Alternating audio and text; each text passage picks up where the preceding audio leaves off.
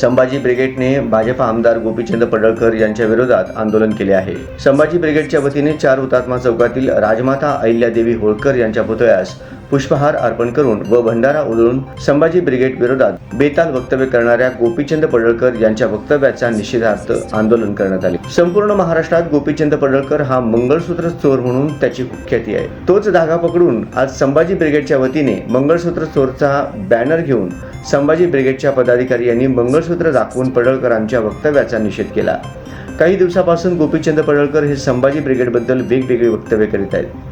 पडळकर हे धनगर बांधवांना आरक्षण मिळवून देतो असे जाहीर आश्वासन देऊन सुद्धा धनगर आरक्षणावर काहीच बोलत नाहीत। बिरोबाची खोटी शपथ घेऊन भाजपाला मत देऊ नका म्हणणारे आज भाजपचेच काम करत आहेत। अहिल्यादेवी होळकरांच्या विचारावर व धनगर बांधवांच्या उन्नतीसाठी काहीच करत नसून फक्त धनगर बांधवांचे डोके भडकवण्याचे काम पडळकर करीत आहेत असा आरोप